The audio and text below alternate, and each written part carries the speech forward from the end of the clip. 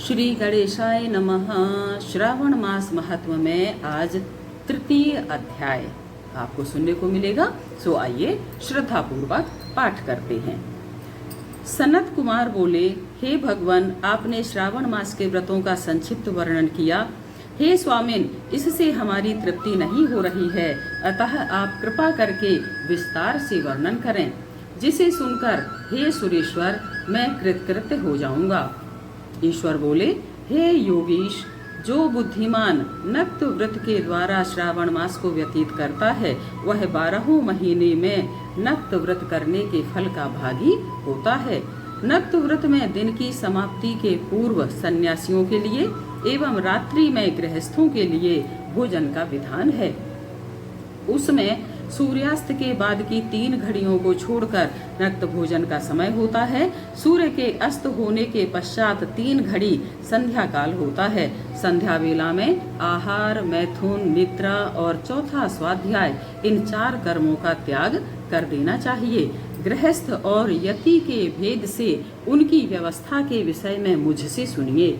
सूर्य के मंद पड़ जाने पर जब अपनी छाया अपने शरीर से दुगनी हो जाए, उस समय के भोजन को यति के लिए नक्त भोजन कहा गया है। रात्रि भोजन उनके लिए नक्त भोजन नहीं होता। तारों की दृष्टिगत होने पर विद्वानों ने गृहस्थ के लिए नक्त कहा है। यति के लिए दिन के 8वें भाग के शेष रहने पर भोजन का विधान है।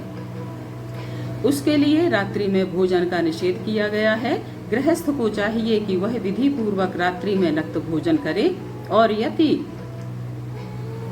कोई विधुर व्यक्ति सूर्य के रहते नक्त व्रत करे, विधुर व्यक्ति यदि पुत्रवान हो, तब उसे भी रात्रि में ही नक्त व्रत करना चाहिए। अनाश्रमी हो अथवा आश्रमी हो अथवा पत्नी रहित हो अथवा पुत्रवान हो, उन्हें रात्रि में नक्त व्रत करना चाहिए। इस प्रकार बुद्धिमान मनुष्य को अपने अधिकार के अनुसार व्रत करना चाहिए। इस माह में नक्त व्रत करने वाला व्यक्ति परम गति को प्राप्त करता है। मैं प्रातः काल स्नान करूंगा, ब्रह्मचर्य का पालन करूंगा, नक्त भोजन करूंगा, पृथ्वी पर शयन करूंगा और प्राणियों पर दया करूंगा। हे देव, इस व्रत के प्रारंभ करने पर यदि मैं मर जाऊं, तो हे जगतपते, आपकी कृपा से मेरा व्रत पूर्ण हो। ऐसा संकल्प करके बुद्धिमान व्यक्ति को श्रावण मास में प्रतिदिन नक्त व्रत करना चाहिए। इस प्रकार व्रत करने वाला मुझे अत्यंत प्रिय होता है। ब्राह्मण के द्वारा अथवा स्वयं ही अति रुद्र, महारुद्र अथवा रुद्र मंत्र से महीने भर प्रतिदिन अभिषेक करना चाहिए। हे वत्स, मैं उस व्यक्ति पर प्रसन्न हो जाता हूँ, क्योंकि मैं जलधारा से अत्यंत प्रीति रखने वाला हूँ। अथवा रुद्र मंत्र के द्वारा मेरे लिए अत्यंत प्रीतिकर होम प्रतिदिन करना चाहिए। अपने लिए जो भी भोज्य पदार्थ अथवा सुख उपभोग की वस्तु अति प्रिय हो, संकल्प करके उन्हें श्रेष्ठ ब्राह्मण को प्रदान करके स्वयं महीने भर उन पदार्थों का त्याग करना चाहिए। हे मुनि, अब इसके बाद उत्तम लक्ष्य पूजा विधि को सुनिए। लक्ष्मी चाहने वाले अथवा शांति की इच्छा रखने वाले मनुष्य को लक्ष्य बिल्व पत्रों या लक्ष्य दूर्वा दलों से शिव की पूजा करनी चाहिए। आयु की कामना करने वाले को चंपा के लक्ष्य पुष्पों तथा विद्या चाहने वाले व्यक्ति को मल्लिका या चमेली के लक्ष्य पुष्पों से श्री हरि की पूजा करनी चाहिए। शिव तथा विष्णु की प्रसन्नता तुलसी के दलों से सिद्ध होती है। पुत्र की कामना करने वाले को कटेरी के दलों से शिव तथा विष्णु का पूजन करना चाहिए। बुरे स्वप्न की शांति के लिए धान्य से पूजन करना प्रशस्त होता है। देव के समक्ष निर्मित किए गए रंगवल्ली आदि से विभिन्न रंगों से रचित पद्म, स्वस्तिक और चक्र आदि से प्रभु की पूजा करनी चाहिए। इस प्रकार सभी मनोरथों की सिद्धि के लिए सभी प्रकार के पुष्पों से यदि मनुष्य लक्ष्य पूजा करे, तो शिव जी प्रसन्न होंगे।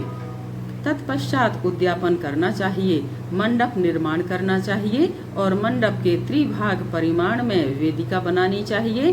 तदनंतर पुण्याह वाचन करके आचार्य का वर्ण करना चाहिए और उस मंडप में प्रविष्ट होकर गीत तथा वाद्य के शब्दों और तीव्र वेद ध्वनि से रात्रि में जागरण करना चाहिए।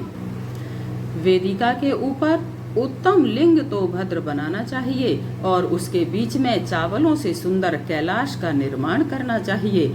उसके ऊपर तांबे का अत्यंत चमकीला तथा पंच पल्लव युक्त कलश स्थापित करना चाहिए और उसे रेशमी वस्त्र से वेष्टित करना चाहिए।